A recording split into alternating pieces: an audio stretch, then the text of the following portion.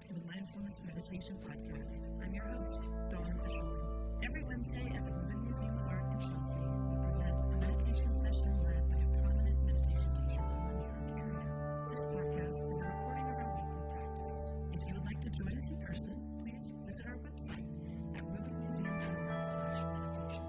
We are proud to be partnering with Sharon Salzberg and the teachers from the Interdependence Project.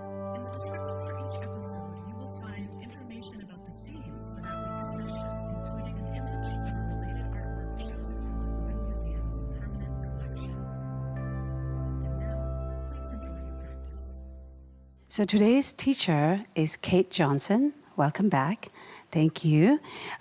Kate currently teaches mindful yoga in New York City public schools and Buddhist meditation at the Interdependence Project. Kate holds a BFA in dance from the Alvin Ailey School, Fordham University, MA in performance studies from NYU.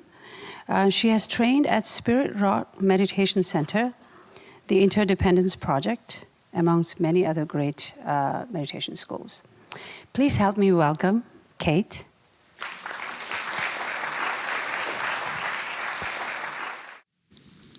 Hi there.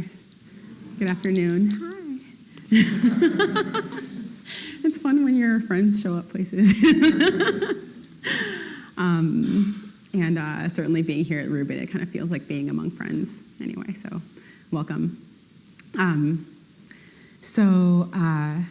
As Tashi said in her awesome introduction, the theme that we talked about working with today in the practice is the theme of moving from darkness into light, which seems particularly appropriate right now, given this time of year.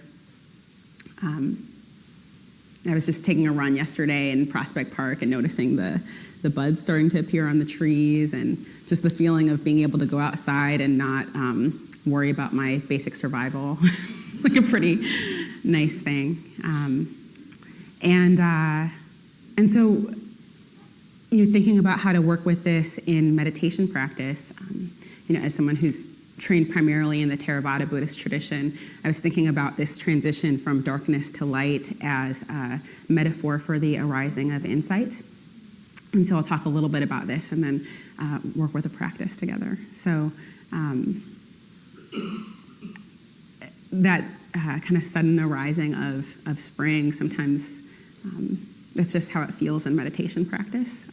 I know that some of you are very seasoned practitioners, and some are just beginning. But there's often this sense of, for me at least, practicing mindfulness, feeling the body, feeling the breath in a moment-to-moment way, and it almost has this quality of moving about in a dark room and kind of feeling the different forms, and I'm not exactly sure what I'm working with. And then, suddenly, almost like magic, it's like a moment of clarity can arise where we can understand more deeply an aspect of reality, something about ourselves or the world. And it's amazing because it's not an act of will, just like the rising of spring is not an act of will. We can't, certainly we would have willed it to come maybe a month or two earlier than it did if we could. Similarly, in the meditation practice, if we could just instantly have complete understanding, maybe that's something that we choose, but there's this quality of kind of surrendering into the kind of warmth and spaciousness and stillness and quiet of the darker moments and waiting for the dawn. I love this picture. I think Marichi looks beautiful and also well-balanced and almost like she's doing a chair dance, like an elegant chair dance or something. And I think that that posture, for me, communicates a relationship to both the darkness and the light that I'd like to unpack a little bit. So often in meditation practice, we can become just kind of enamored and even intoxicated with this idea of, clarity and brightness and form and lightness, right?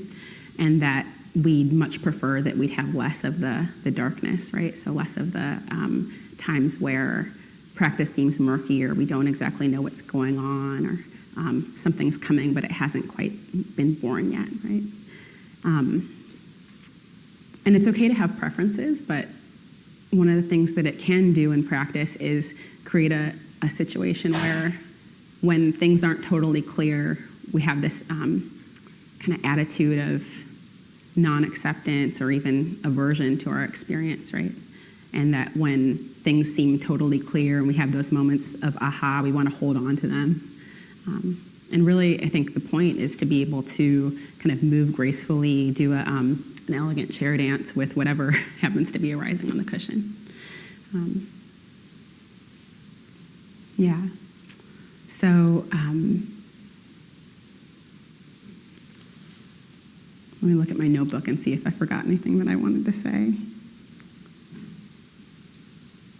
No, I think we'll just go ahead and start to practice, with this idea of moments of kind of diving deep into the internal dark places as a condition for the arising of moments of clarity and awareness.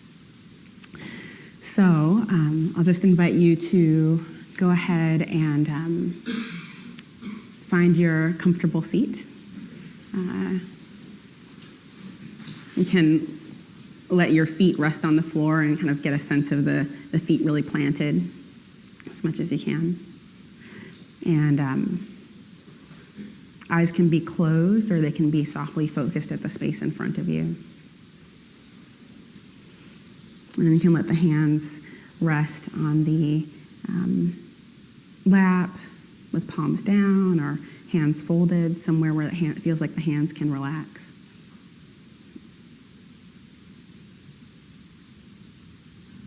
And whether the eyes are closed or open, just letting the eyes kind of soften inside the head. So there's a sense that we're moving away from the visual sense and into the felt sense of the body.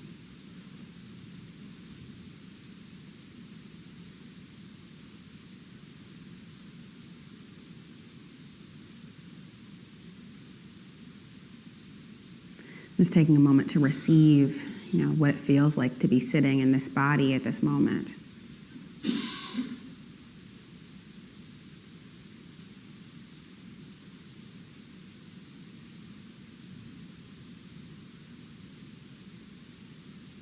Noticing what's present in the mind. Noticing how the heart feels right now.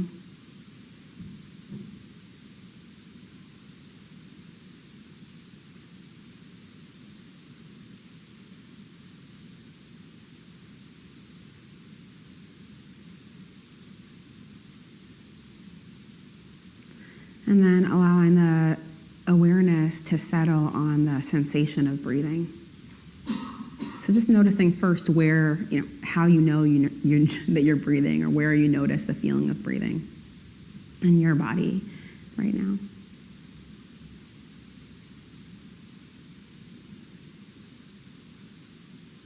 Sometimes it's easy to notice the shift in temperature at the nostrils, or the movement in the chest or the belly.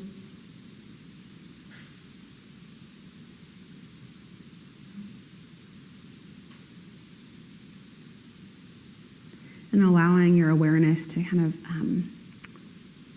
rest on and stay in contact with the feeling of breathing as your breath enters and leaves the body.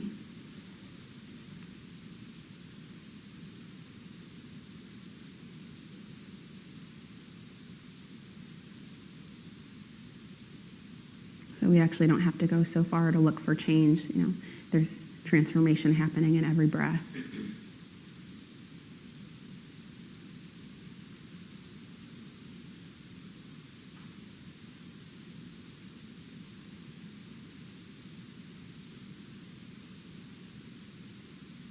So letting the awareness be having a quality of graceful receptivity as the sensations of breath change.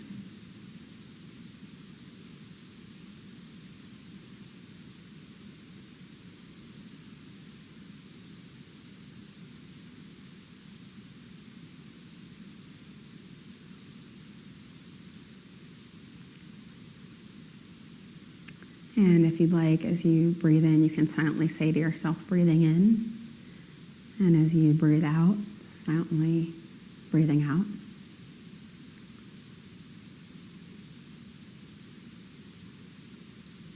Just as a way to help the mind notice what's happening right now.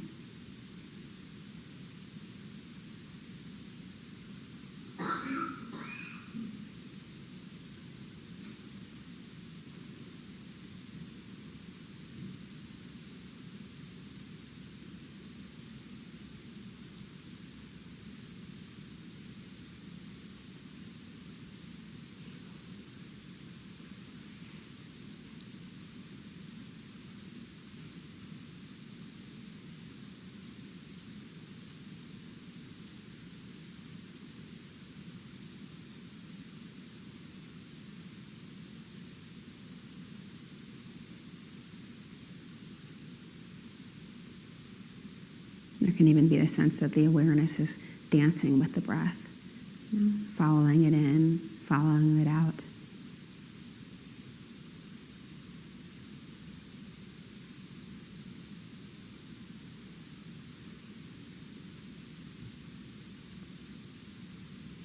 Welcoming each new breath and letting the old breath go with ease.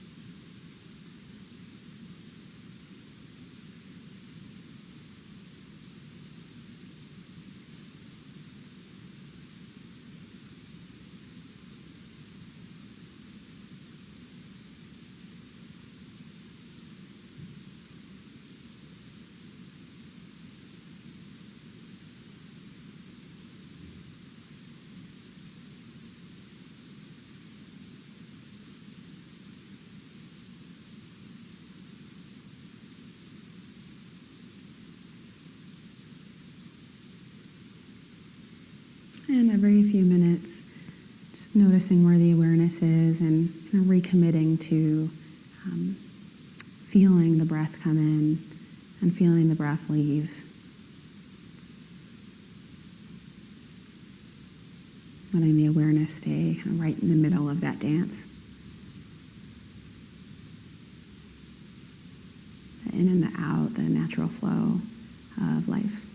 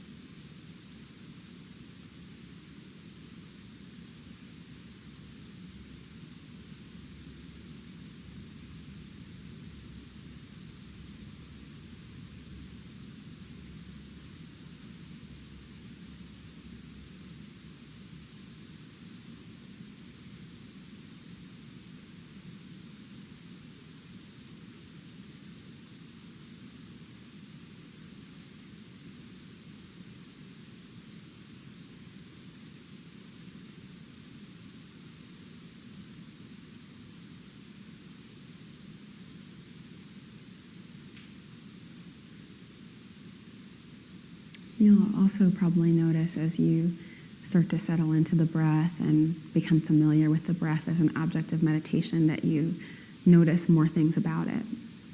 So you might be able to really feel in a very nuanced way the out of the out breath. And that maybe there's even a pause at the end of the out breath before the next breath comes in. It's just inviting you to notice especially that transition.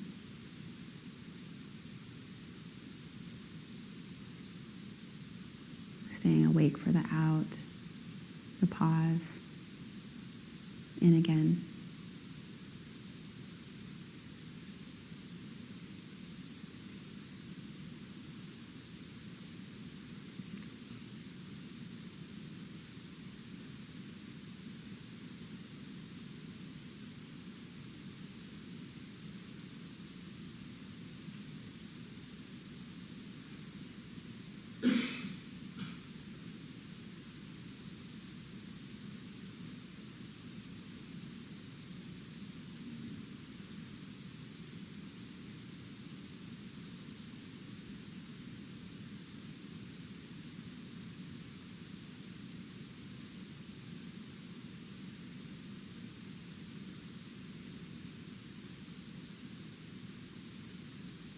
As you notice that transition, you might also start to notice your relationship to the ending and the beginning of the breath. So noticing if we're holding on to the last of the out breath or scurrying forward to the next in breath. And seeing if it's possible to kind of relax into the middle of that. A sense of grace and ease with the coming and the going.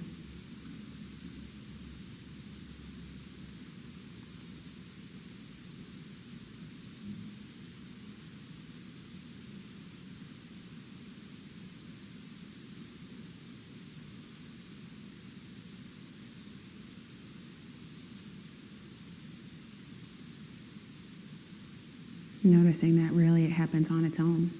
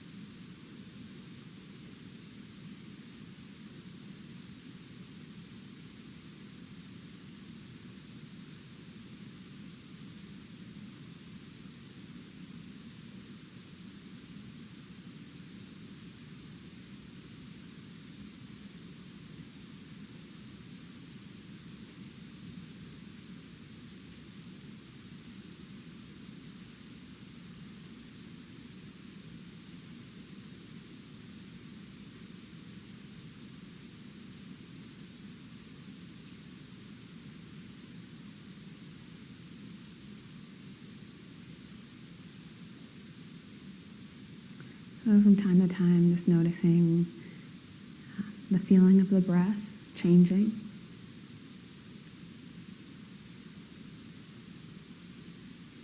Noticing the relationship of the mind to change.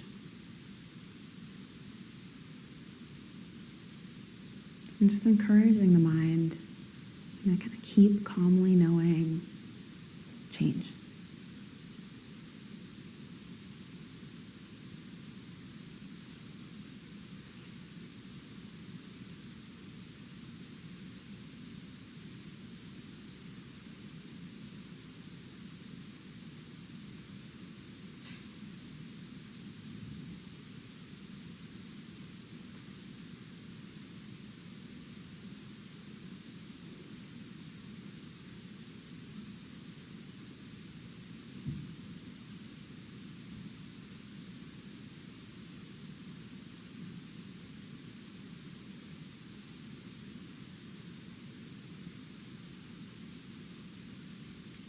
As much as we can, not reaching forward for the next breath or clinging to the last button, but allowing them to come and go on their own. They will anyway.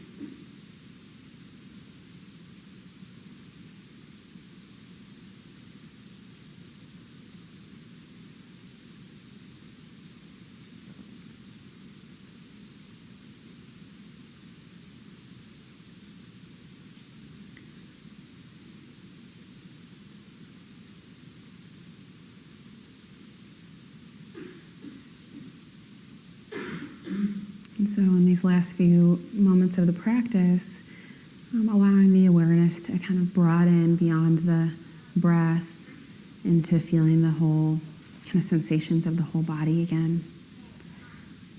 Feeling the sounds in the room, space above your head and below your feet to each side. Kind of this kind of broader, more expansive global awareness. And I'll just offer two contemplations kind of in honor of spring, in honor of this transition from darkness to light. And they're questions that you can just drop into the mind as if you were dropping a pebble into the pool and then seeing what ripples, if anything. So the first question I'll offer for your contemplation now, having settled the mind and studied it with knowing change. What in your life is ending or dying at this moment?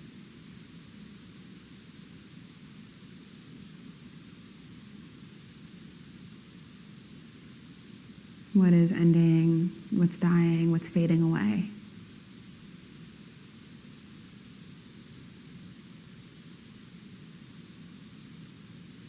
Not what you need to get rid of or what you need to stop, but what's already kind of letting go of you.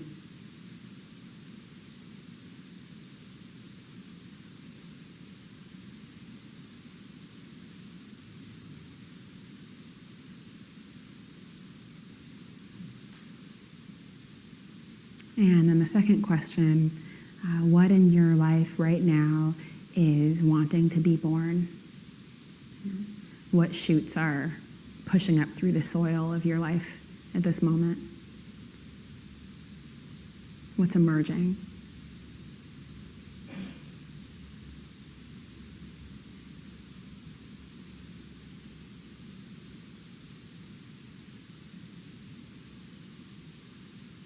And calmly knowing and receiving whatever comes.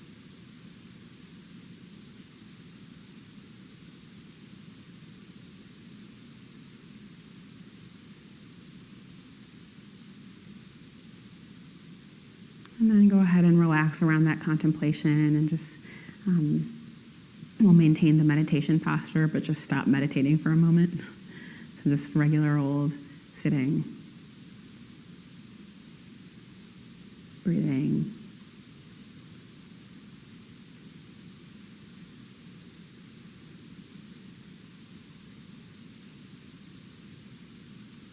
And then I'll ring the bell to bring this formal practice period to a close. When you hear it, you can float your eyes open.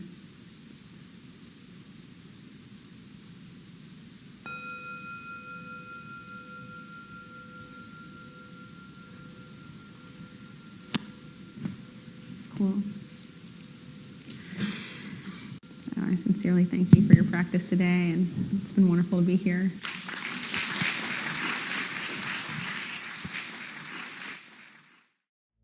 That concludes this week's practice. If you'd like to attend in person, please check out our website, rubinmuseum.org/meditation, to learn more. Sessions are free to Rubin Museum members, just one of the many benefits of membership.